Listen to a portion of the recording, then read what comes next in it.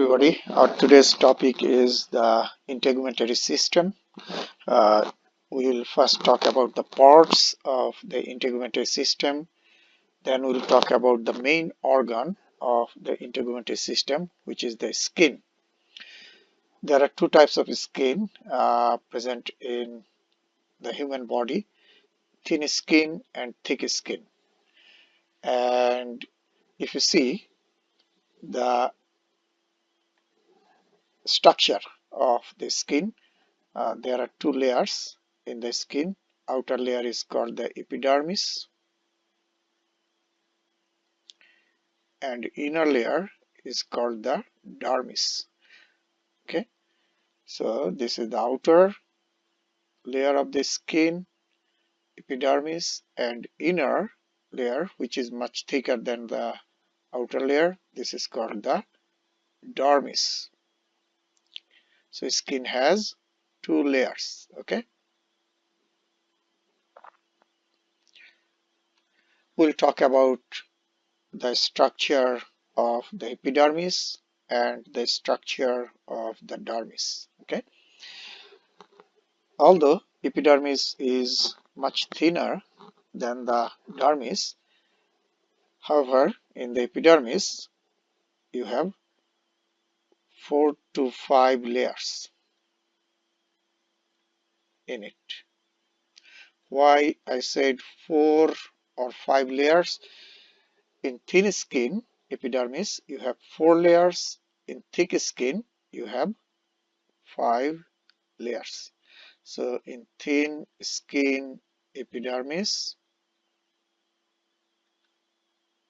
you have 4 layers, and in thick skin, you have 5 layers. Okay, so you have one additional layer in the epidermis of the thick skin. So we'll see those layers of the epidermis. Then dermis is thicker than the epidermis. However, it has only 2 layers. Okay, so we'll talk about those 2 layers of the dermis. Then we'll talk about the glands of the skin. Skin has glands, sweat glands. There are 2 different types of sweat glands and sebaceous gland.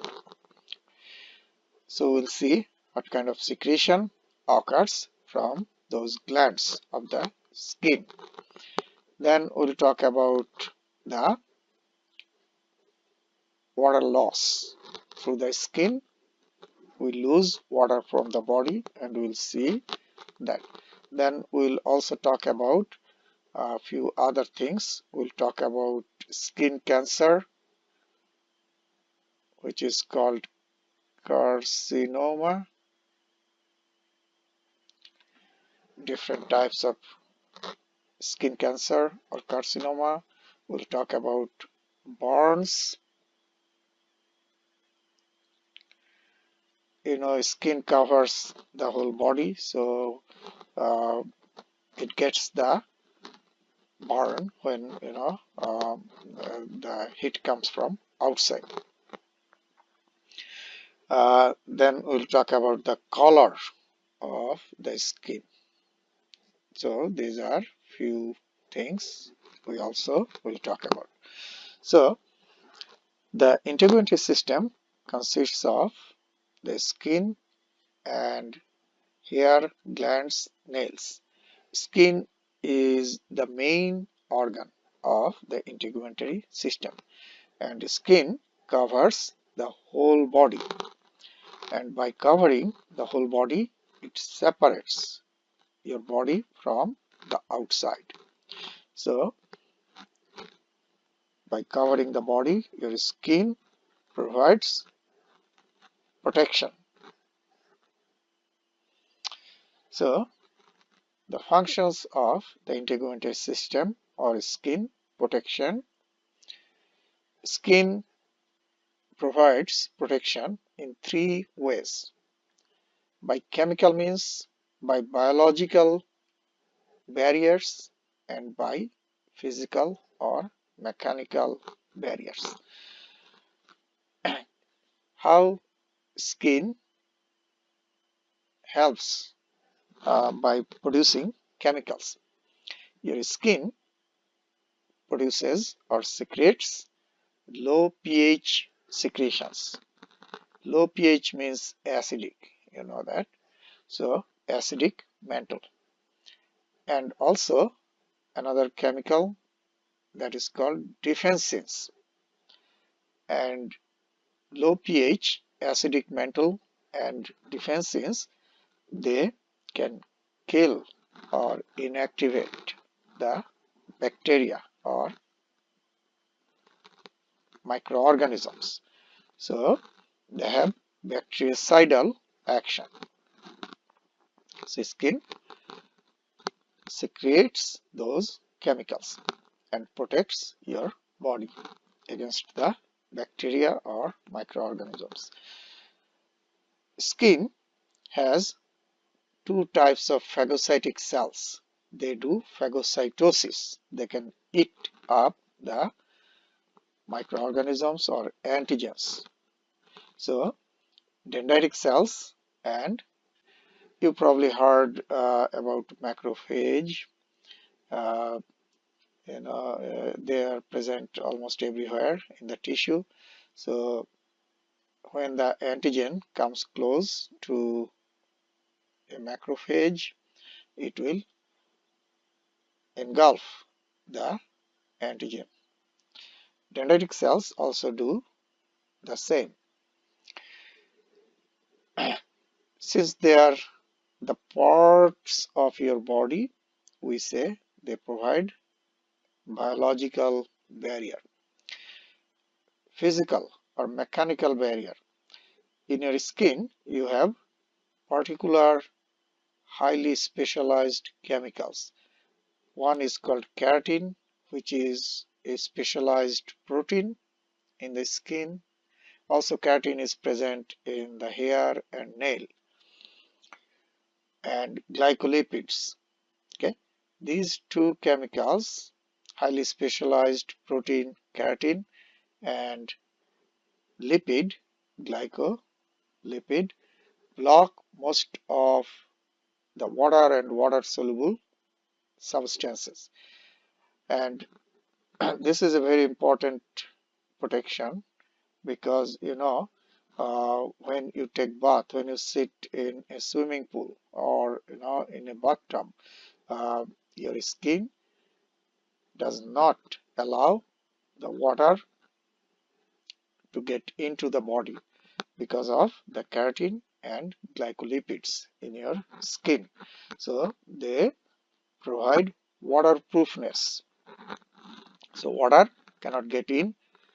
Also, water might have antigens or microorganisms or toxic chemicals. They cannot also enter into the body, which is a very good protection given by the skin. Okay, so those are three types of protections. Another important function is regulation of body temperature. When the body temperature increases, you all know that skin releases sweat. So sweating occurs from the sweat glands of the skin, right? So sweat is mostly water.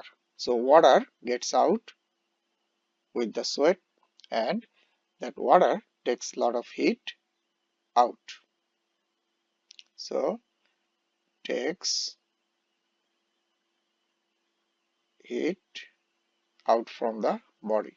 So water takes the heat out from the body. So the body temperature will go down.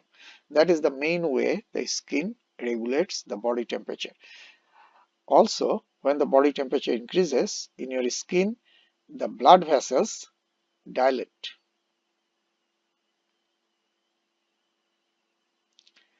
So what happens when the blood vessels dilate?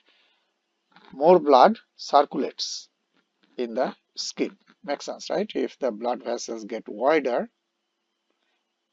then more blood will flow in the skin.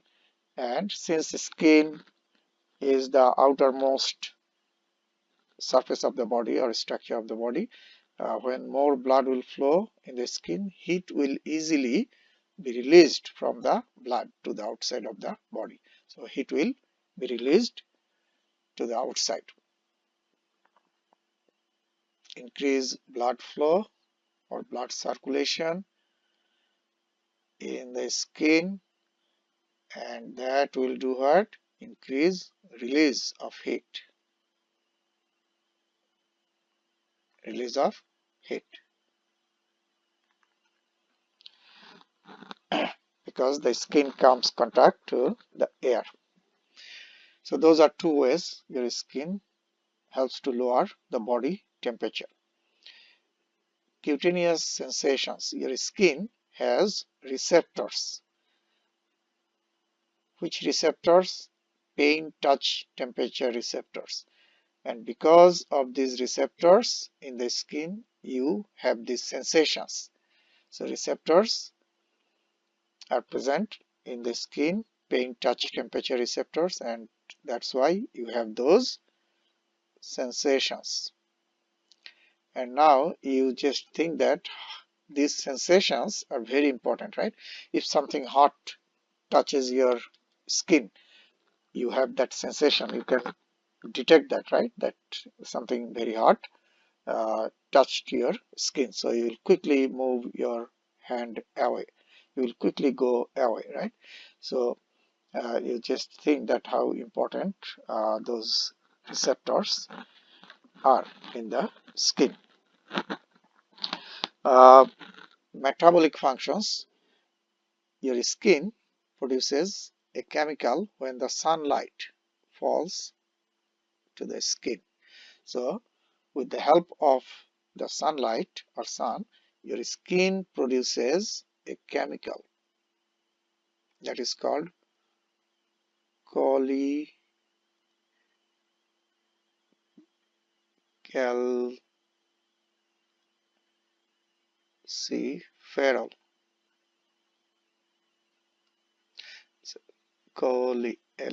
Cholecalciferol. And this chemical is an inactive vitamin D.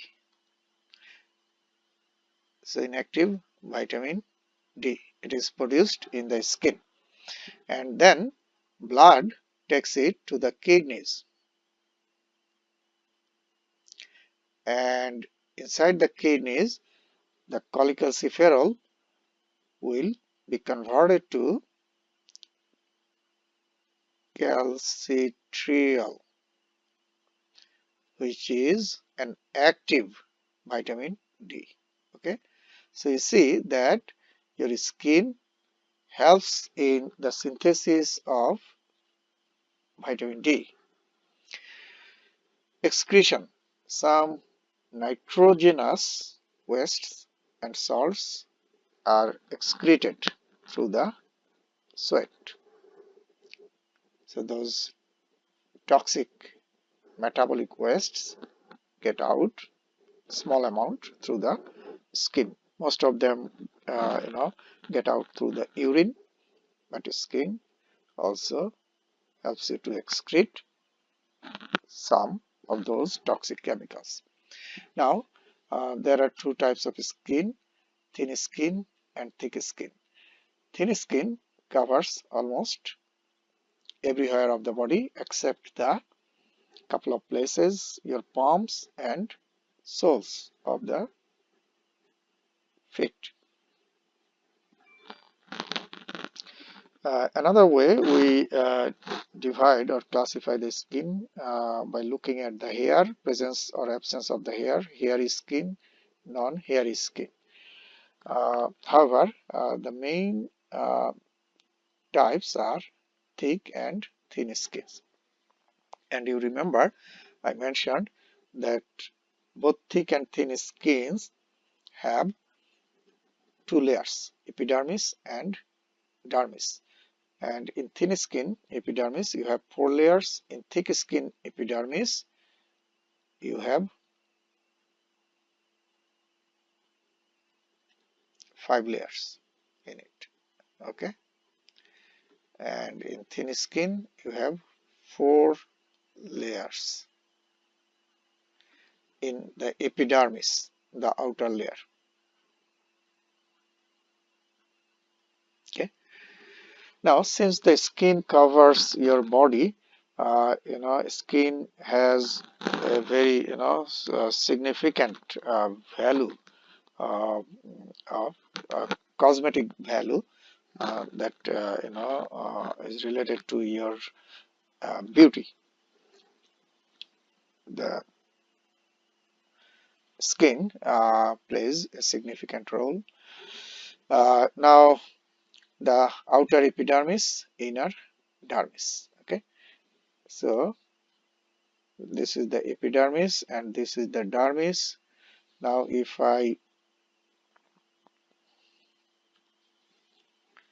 see the epidermis of a thick skin, how many layers you have? Five.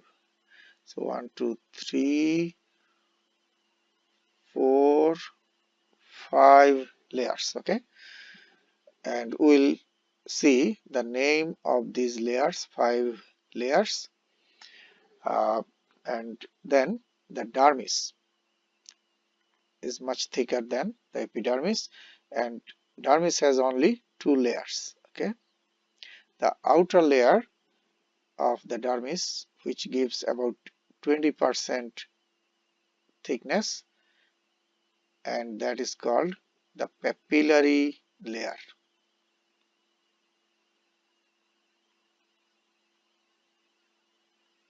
Okay, so outer layer of the dermis is the papillary layer. This is epidermis.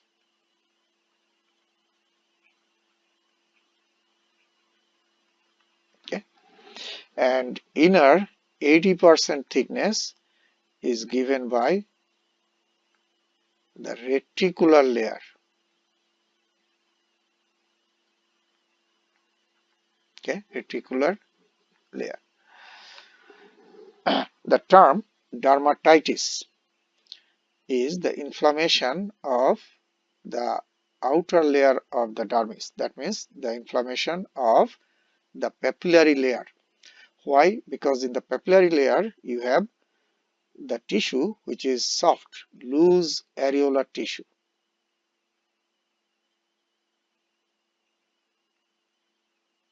Areolar tissue.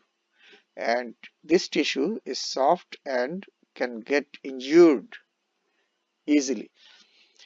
Reticular layer is very hard, formed by dense, irregular type of connective tissue which is very hard.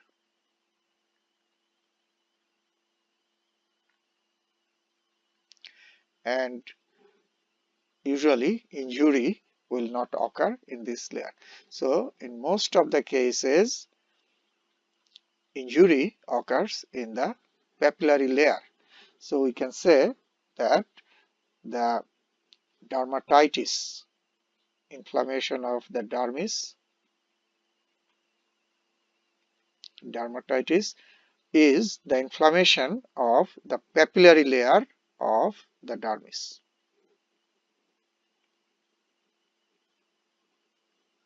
That means the outer layer gets injured. Okay.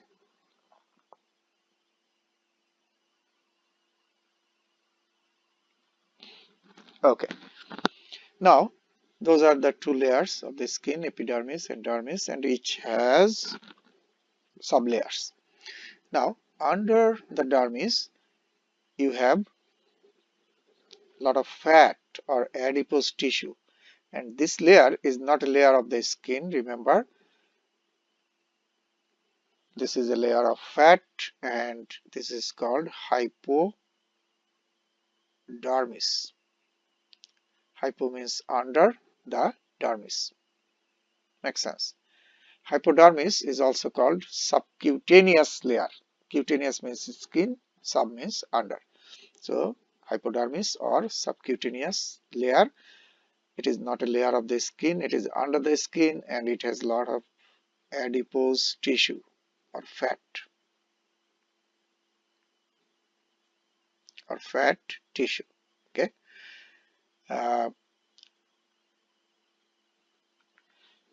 This layer has a clinical significance. We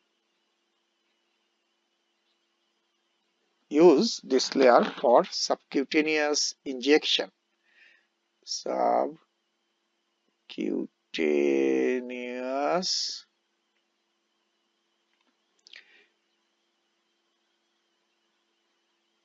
injection.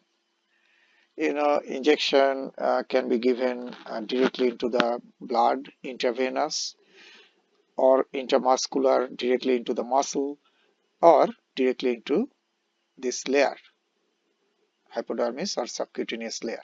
That's why it is called subcutaneous injection. Why we use those different routes? If you give intravenous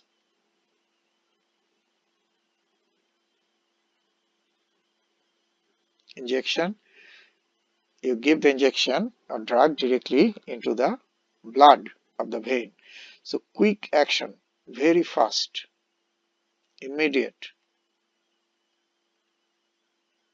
If you want any drug to act immediately, you will give intravenous. Okay. For example, heart attack. So the blood will quickly take it to the heart. Intramuscular, directly into the muscle. Intramuscular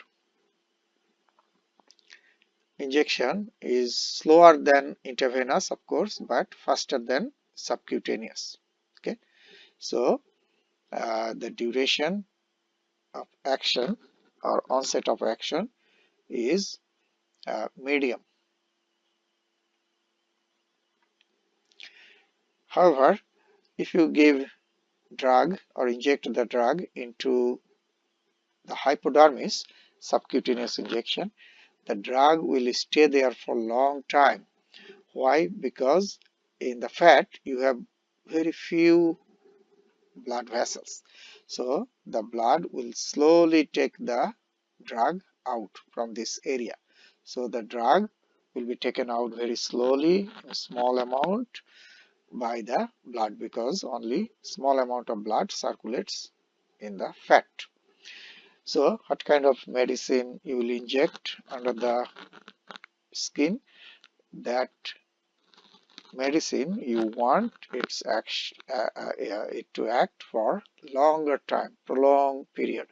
For example, insulin is given subcutaneously, right? So it will act for several hours. Otherwise it's difficult, right? The person has to take again and again. So it will slowly enter into the blood and will work for longer time. So the important structures, if you see the structure of the skin, you see here now, this is the epidermis, outer layer, and this is the dermis, much thicker, outer papillary layer of the dermis, inner reticular layer of the dermis. Now you see most of the skin structures are present in the dermis. Which structures you can see in the dermis of the skin? You can see this part is called hair follicle. This is the hair root.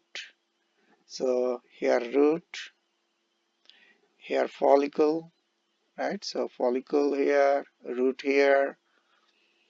Then you see these glands attached to the hair follicle. These are called the sebaceous glands. Sebaceous glands secrete oily secretion. So oil glands of the skin, and they actually develop from the hair follicle. That's why they are attached to the here attached to the hair follicle. Okay, so you got the sebaceous glands. There is another type of glands.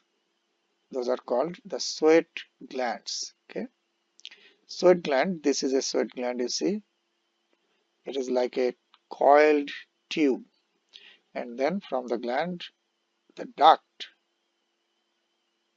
goes to the surface of the skin. So the secretion, the sweat, is taken out through the duct. And here you have the pore. You see the pores openings. So the sweat will get out through the pore. Okay. So you have those two types of glands. Then you see a tiny muscle that is called erector pili muscle. This muscle is attached to the hair follicle here, you see, and helps in the erection of hairs. Goosebump.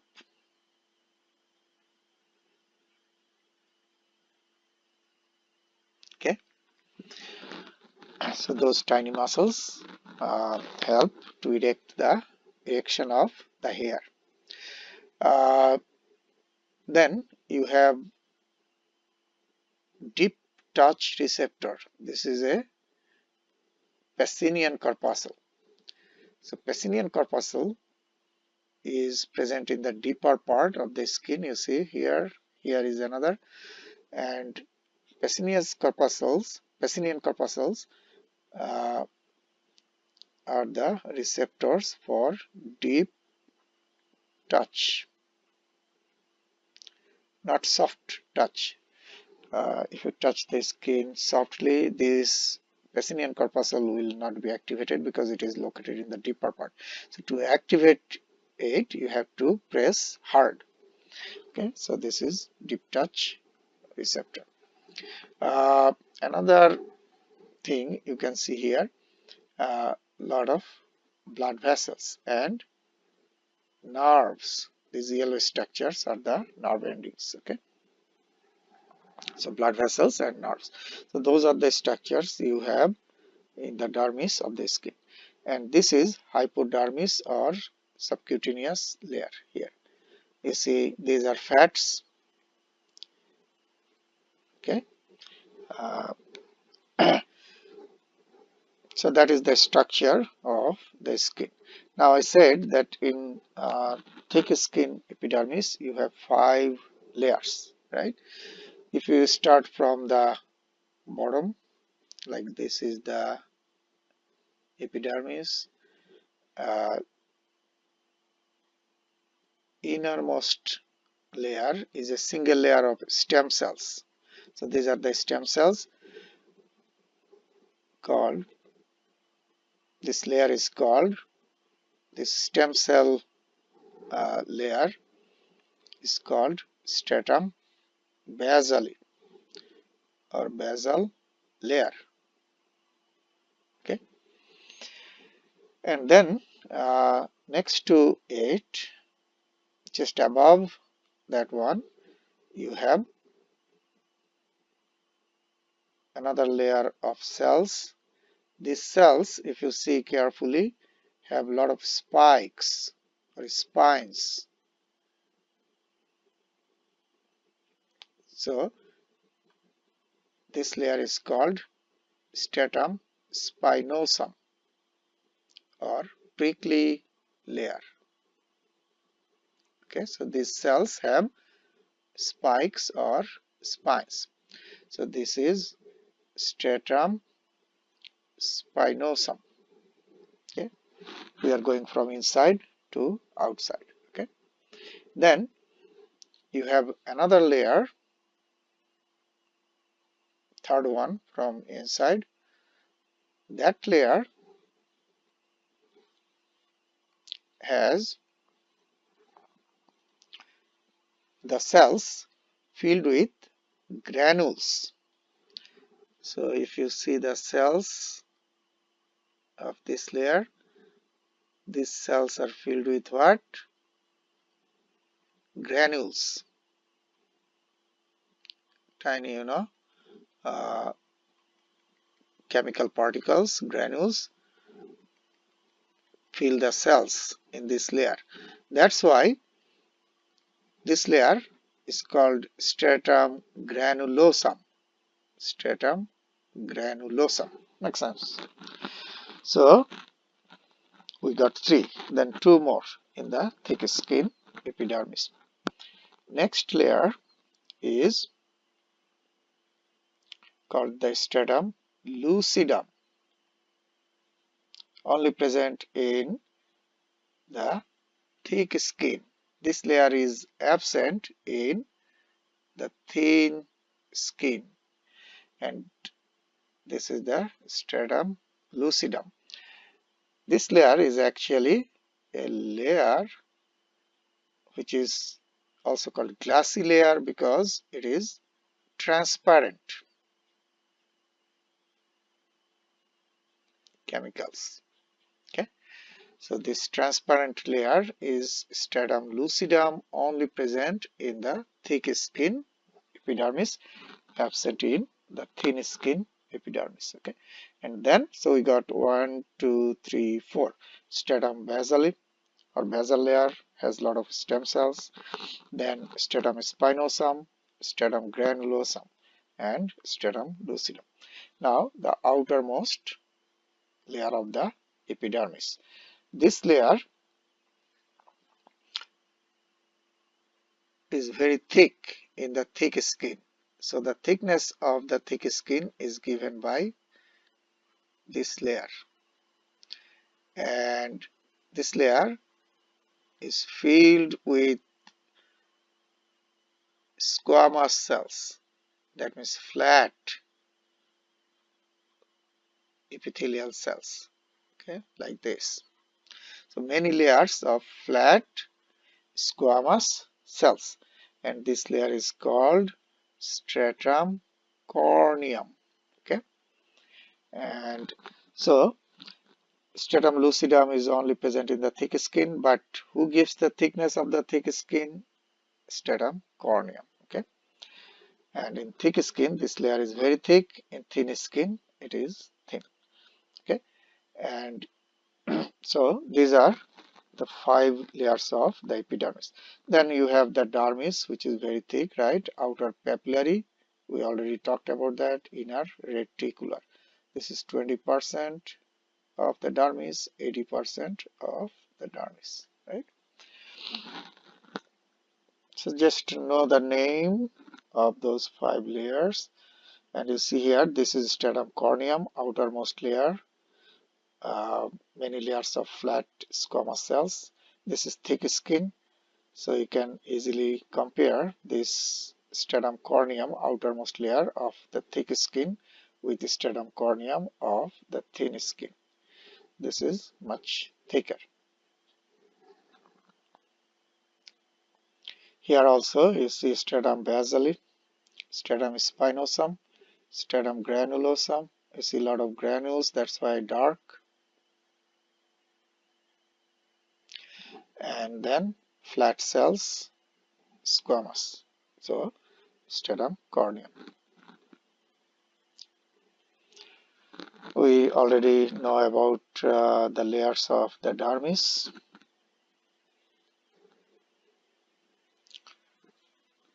And we already know the papillary layer is soft, loose areolar connective tissue, and reticular layer is dense, irregular, so very hard and strong. So dermatitis is actually the inflammation of this layer. Water loss. We lose water from the body in many different ways. The main way is urination. Through the urine, we lose most of the water from the body. And the amount of water we take from outside, the same amount of water gets out from the body. So now the loss of water occurs in 2 ways: insensible ways and sensible ways. So we divide the water loss into insensible water loss and sensible water loss. Okay. Now insensible, its name is telling you, you don't feel that you are losing water. You don't see, you don't feel. Example, when you breathe, you lose water from the body. When you talk, after you talk a lot, you get thirsty, right? So that means when you talk, you lose water. Water molecules get out. When you breathe, when you talk, and those are insensible, right? We cannot feel, we don't see. Also, through the skin by evaporation, 24 hours, you are losing water molecules from the body, but we don't see that. Which one we see? We see the sweating, which is sensible, right? So evaporation through the skin, even when you are in resting condition or you are sleeping, through the skin by evaporation, water gets out from the body. So that is insensible. Okay. Sensible water loss includes urination. When you urinate, defecation with the feces, water gets out from the body. Sweating through the skin, right? And so those are sensible. Urine or urination and defecation.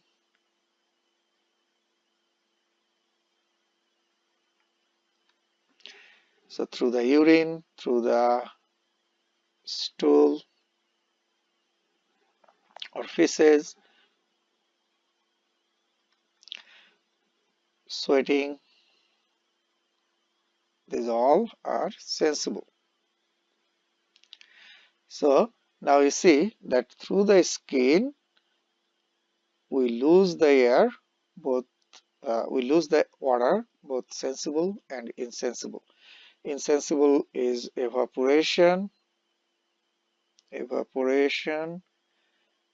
and sensible is sweating. Okay. Color of the skin is a big issue, that sometimes it becomes a serious matter.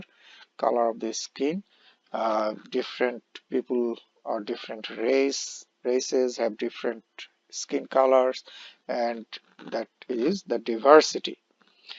So that diversity is given by the skin, the color of the skin. So your skin color is given by a number of pigments.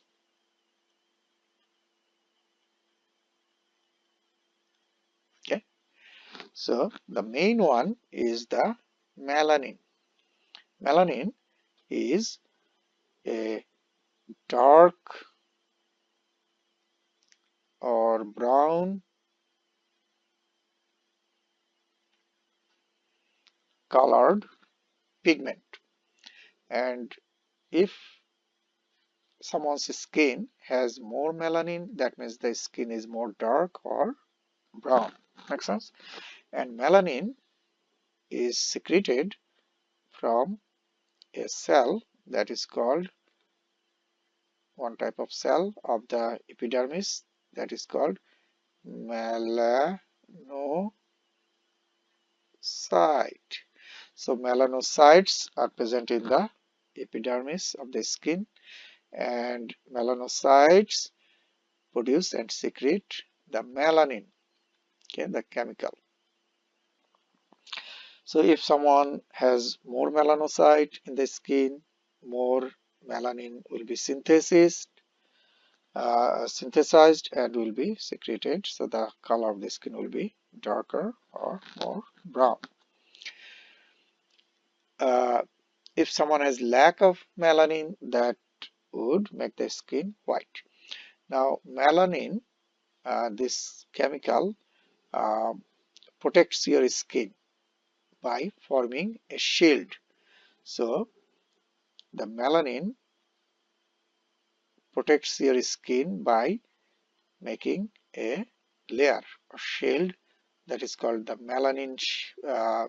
pigment shield, melanin pigment shield, and that prevents the UV radiation, UV light or radiation from entering into the deeper tissue of the skin. Okay, so this melanin pigment shield would not let the UV radiation pass through it. So the tissue underlying tissue will be protected, and that's why the skin color, the cancer of the skin is less in uh, the darker skin.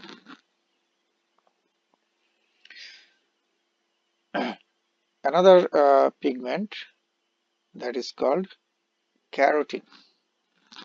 Carotene is present in a very small amount or trace amount in the human skin. However, plenty of carotene is present in some vegetables or fruits.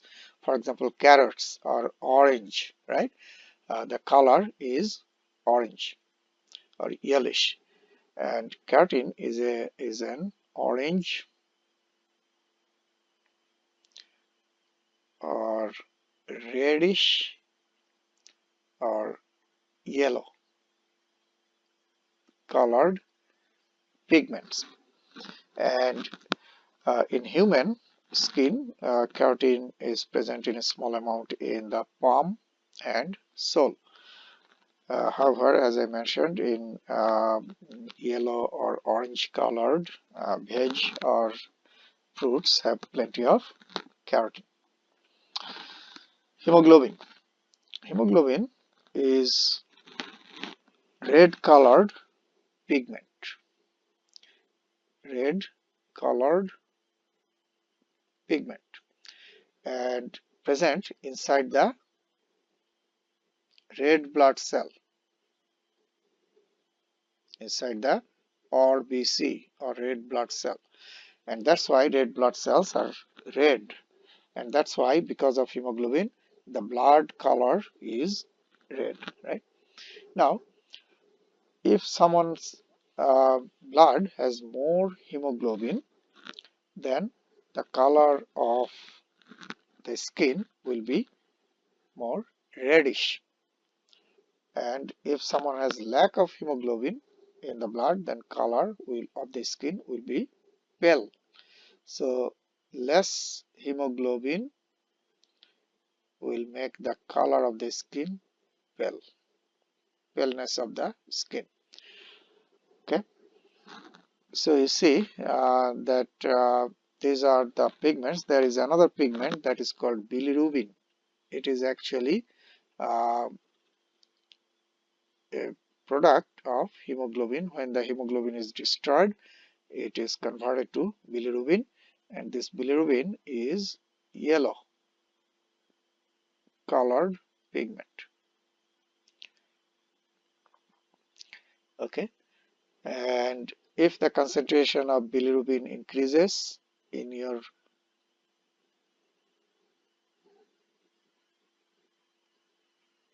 body, then what will happen? The color of the skin will be yellowish coloration of the skin and mucous membrane, and that is called jaundice. Okay, jaundice. Okay, so you see those are few pigments, they contribute to the skin color. Now the color of the skin is a good indication of the health condition. A number of clinical conditions can be detected by looking at the change of the color of the skin. For example, anemia. Anemia could be a result of many different clinical conditions, and anemia is the lack of hemoglobin that causes the skin color, changes the skin color. And as I mentioned earlier, due to lack of hemoglobin, the color of the skin will become pale. So if you see the skin color is pale, you can suspect that person might have anemia. And anemia could be a sign of many other clinical conditions. Okay, hypertension. When the blood pressure increases, the color of the face of that person changes. So you will see flushed skin, particularly in the face. Jaundice, as I have mentioned, if the bilirubin concentration increases, that means the red blood cells are being destroyed more than normal. Hemoglobin is being destroyed more than normal. So that will produce more bilirubin, and that will cause the jaundice, yellow coloration of the skin or mucous membrane. Cyanosis is bluish coloration of the skin due to lack of oxygen. So if someone has lack of oxygen, then the color of the skin will turn to bluish. That is cyanosis. Also, by looking at the skin, you can detect many other conditions. If someone has bleeding disorder, then you'll see purpura, a clinical condition.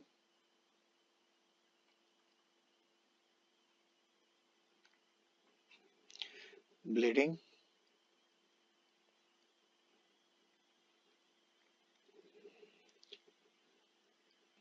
under the skin or in the skin.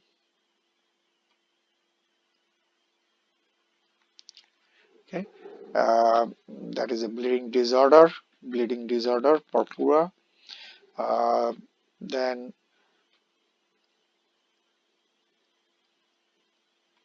dryness of the skin is an indication of what? Dehydration. Could be an indication of dehydration. Okay,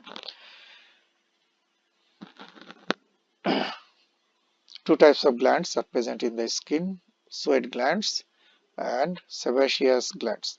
Sweat glands are two types. One type of sweat gland that secretes oily secretion, and another type of sweat glands that secrete sweat or water. Okay, so there are two types of sweat glands, and this one has this oily secretion has bactericidal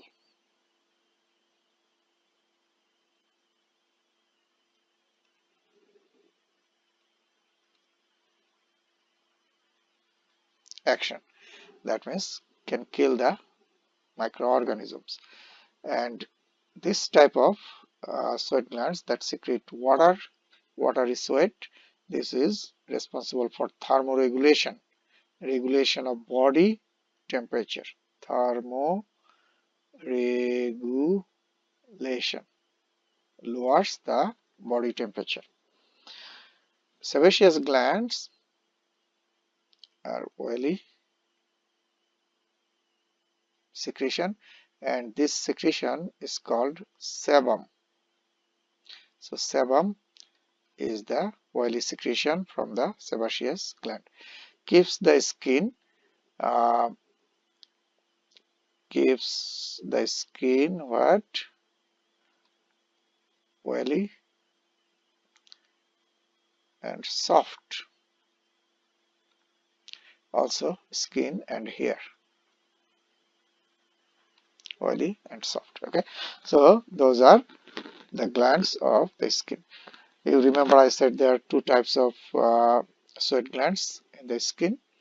One is called eccrine sweat glands, also called merocrine, and this is the sweat gland that secretes water, watery secretion. 99% of volume of it is water. Small amount of sodium chloride, salt, vitamin C, antibodies, metabolic wastes are released with the water. Okay, so this is responsible for thermoregulation. Another type of sweat glands are called apocrine. These type of sweat glands are confined to the axillary, that means armpit, and anogenital, around the anus and your genital organs. So in closed areas, and the secretion is oily, as I have mentioned. And why you have the apocrine sweat glands in those areas? Because you know that those areas are confined and the chance of bacteria grow there is high. So this oily secretion has bactericidal action. Okay, and then the sebaceous gland, also known as well glands, widely distributed. You remember I mentioned before, they are attached mostly to the hair follicles because they grow from the hair follicles and become active at puberty. The secretion is called sebum, and it has bactericidal action as well as softens the hair and skin, makes the skin and hair soft and oily. Types of hair. There are two types of hair, vellus and terminal. Vellus is pale, fine body hair of children and adult female, and terminal hair are coarse, thick, hard, long hair present in the eyebrows, scalp, axillary, and pubic areas. Also in male face and neck. So coarse, thick hair are terminal, and fine, soft hair are vellus. Baldness is the absence of hair in the scalp. So there are two types of baldness. Alopecia is one type which occurs to everybody. After age 40, we lose a lot of hair, everybody, both male and female, and this is called alopecia. However, true or frank baldness, this is linked to the genes, genetical uh, um, baldness due to uh, the genes that come from the parent. And this baldness is due to the response of the hair follicles to dihydrotestosterone.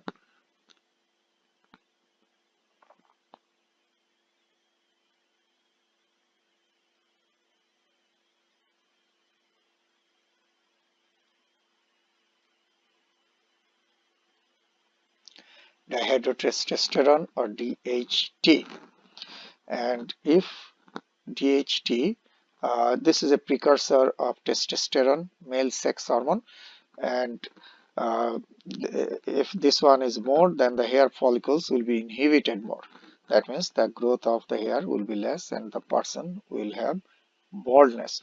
And the true or frank baldness occurs usually if the parent has that baldness.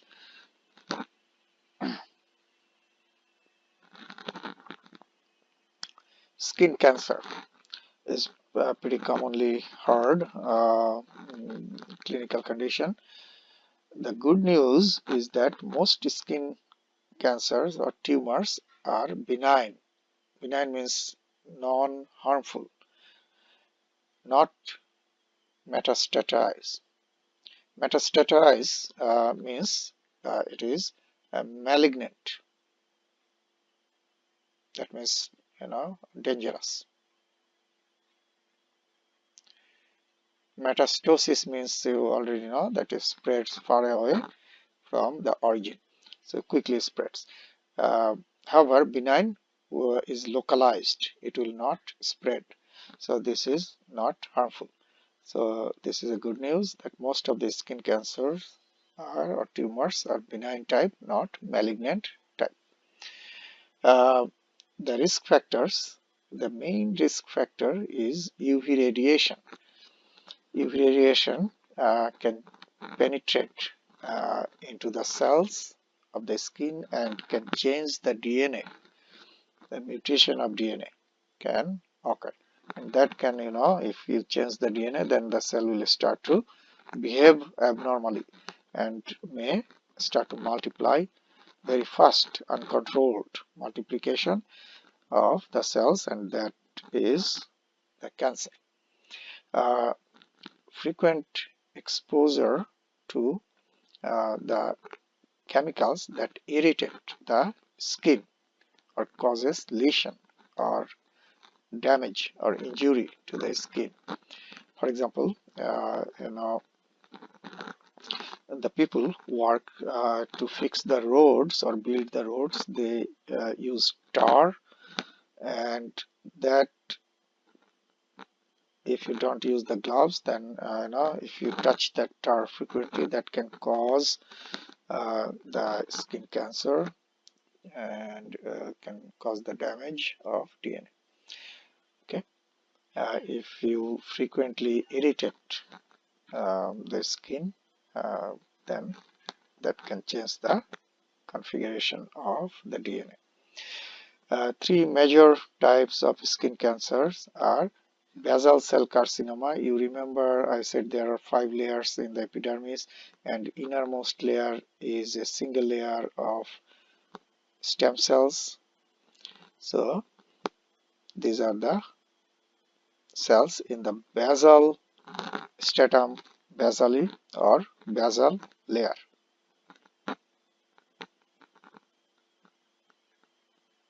Okay, in the epidermis.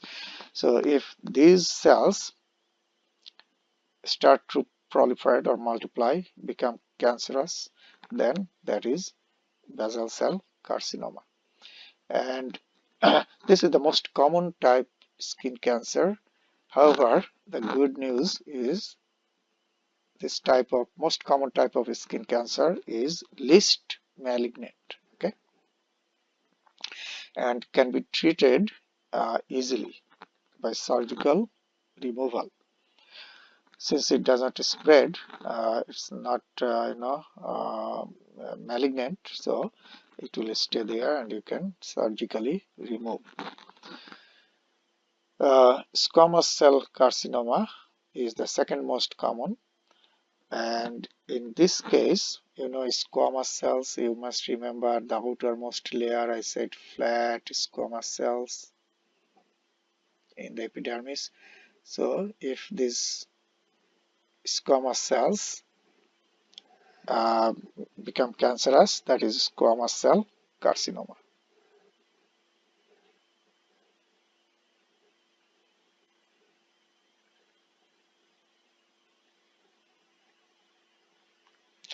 So this is another type of carcinoma, second most common, and most dangerous, most malignant type skin cancer is melanoma.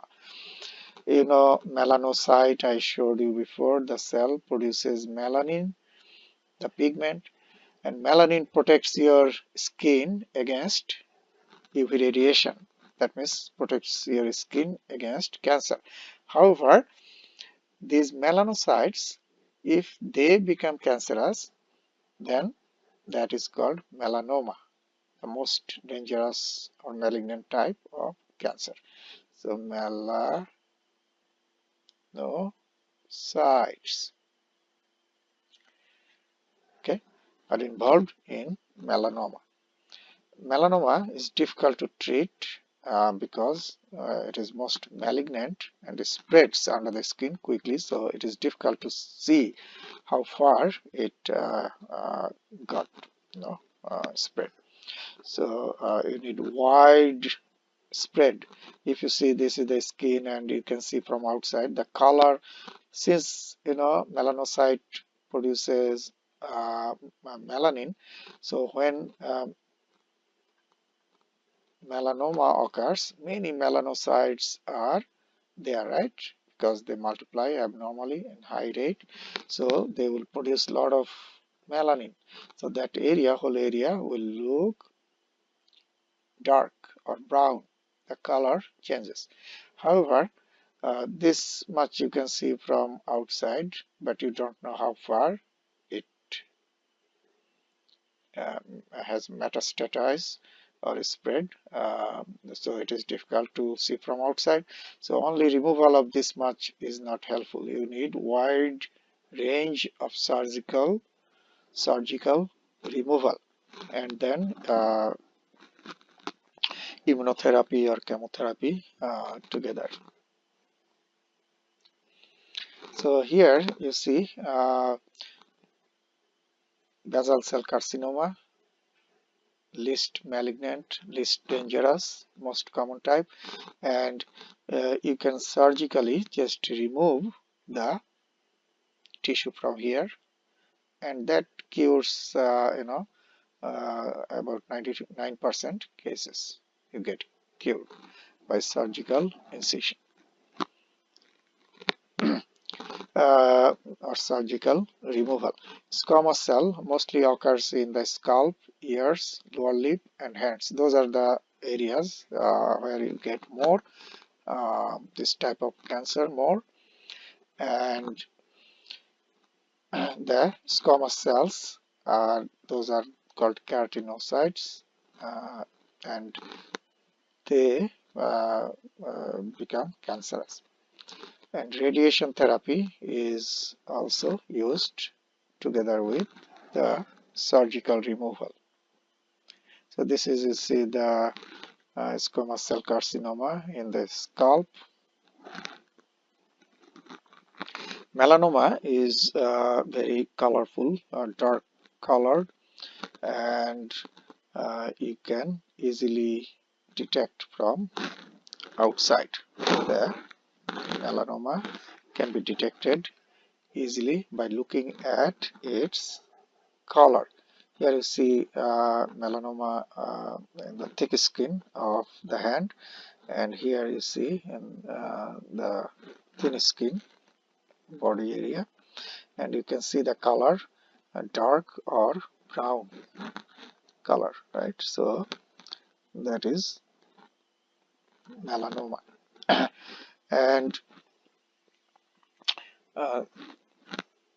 sometimes the color, most of the time black or brown, sometimes could be red or blue, and highly metastatic. That means it just quickly spreads and resistant to chemotherapy.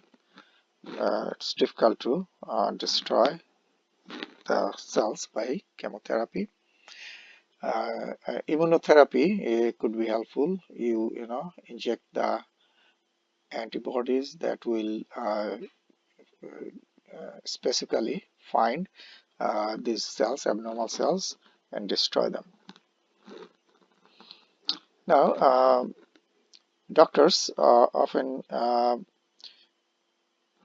use a formula that is called ABCDE mnemonic that helps to diagnose the early stage of melanoma. If you observe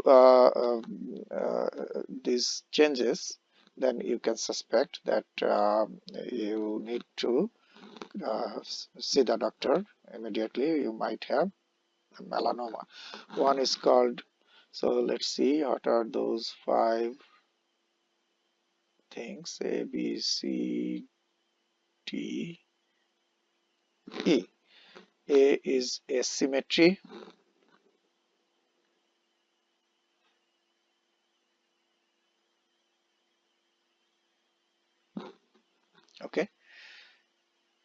So you see the colors different in different parts, and two sides are not symmetrical. If you see, it's like a map. It's not like unique. The shape is not unique, not like this. You see, this side is wider and this side is narrow, so asymmetric shape.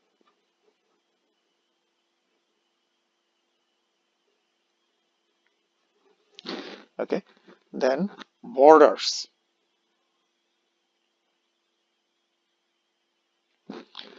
The edges are irregular, so it's not like this irregular, you see, like this. Okay, so irregular border. Okay, then number 3 is color, of course. Okay, uh, the color, as I mentioned, varies, but most of the time brown or black. The next is the diameter.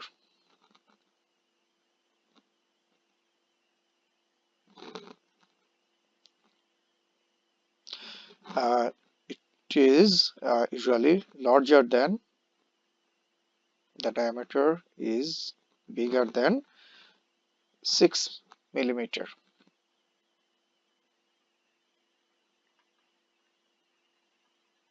Okay, the size. And then uh, evolving. Evolving. Evolving is the shape changes. It's not fixed. The shape is changing pretty quickly. Okay, so A, B, C, D, E, those are 5 things can help you to determine the melanoma. Burns, another commonly heard clinical condition. And why a burn is so much related to the skin? As I mentioned, skin covers the whole body, right? So if you get hit from outside, it could be electric hit or fire or burn or anything, um, something very hot that can burn your skin. Also chemical can burn the skin, for example acids, right? So electrical, chemical or mechanical uh, uh, causes of burns. Now heat, electricity, radiation, certain chemicals, right, can cause burns.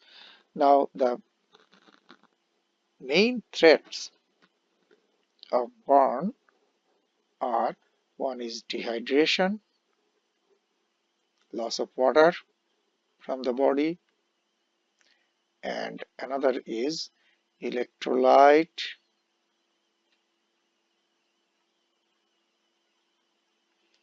imbalance, loss of electrolyte from the body. So the fluid gets out that takes the water out as well as a lot of electrolytes. And both are very important for your body, for the function of your heart and circulatory system. So both water and electrolytes like sodium, potassium, calcium, right? These are very important electrolytes. So if your body, when you get burned, uh, these two things are the most dangerous um, things of burn, and patients usually die because of these two: electrolytic imbalance and dehydration. Uh, so the burns can be divided into 3 types. by looking at the layer of the skin got burnt or damaged. So which layer of the skin got damaged? Based on that, the burn is determined. If you see the epidermis and this is dermis, only epidermis alone got burned. So this area got burned. So this is called the first degree burn. Okay, only epidermis is damaged. If you see the epidermis as well as part of dermis is also damaged, that's the second degree. Second degree burn. But part of the dermis, not the whole dermis. Now if you see the whole epidermis and dermis got burned, okay, no more dermis is left, that is third degree, most serious third degree burn. Okay, in third degree burn, since the entire skin, both layers are destroyed or damaged, no blood vessels, no nerve fibers are existing. So initially the patient won't feel any pain, no sensation there. Okay, and in third degree burn, you need the grafting. You need to take the skin from another part of the body and put it here because no stem cells are left here. And the whole skin has been destroyed, right? So you need to get the skin from another part of the body. However, in first and second degree burn, since some stem cells are remaining here, so the skin can be reproduced. From outside, how you can detect the first degree, second degree, or third degree burn? First degree, you'll see the redness. Okay? So you see in the finger tips, you got first degree burn.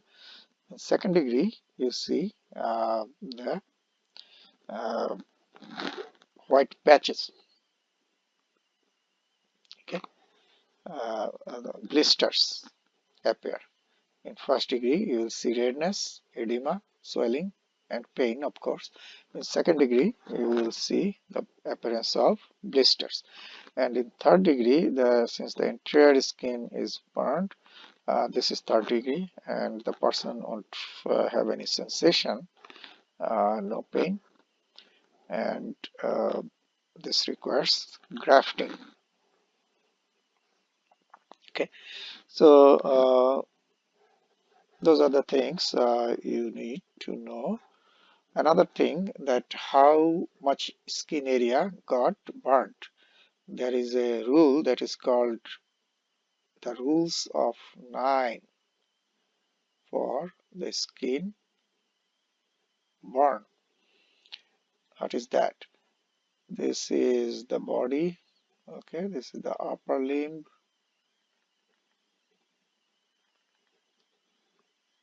trunk, upper limb, and then lower limbs. Okay, and this is the head. Okay, so how much skin got burnt, how much area or surface is determined by the rules of 9s. What is that? We divide the whole body into 9%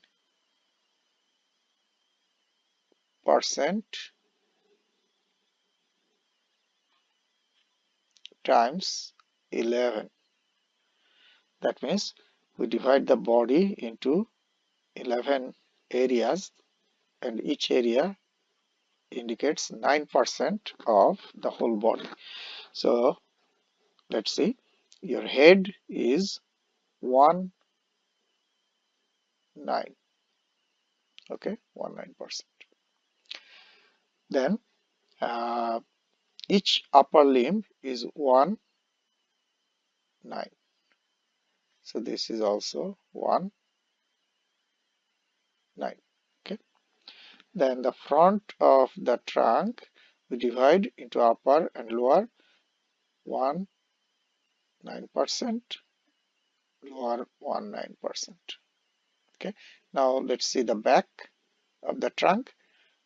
Upper part again 1 9% and lower back 1 9%. Okay. So in the trunk all together you got 4 9, right? So head is 1 9, two limbs each 1 9, so two limbs 2 nines, and trunk front 2 nines, back 2 nines, so 4. So 4 5 6 7 nines, and then each leg is 2 9, because leg is almost double than the arm, right? So lower limb is bigger than the upper limb. So upper limb each is 1 9, but lower limb each is 2 9. So how many we got? Here you see head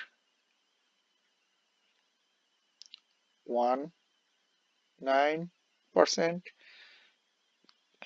trunk 4 9%, upper limbs or arms 2 9%, legs 4 9%, right? So we got 4 6 10 11 11 9. So 11 9% means 99% of the body surface. Okay, then how about 1%? This perineal area is only 1%. So 99 plus 1% is 100%, right? So that's how we calculate how much skin got burnt. So if the whole upper limb one side is burnt, that means we will say 9% burn. Okay, if both limbs, upper limbs, we will say 18% burn. Makes sense? So that's how we use the rules of knives. Okay. Okay, so that's all about the integumentary system.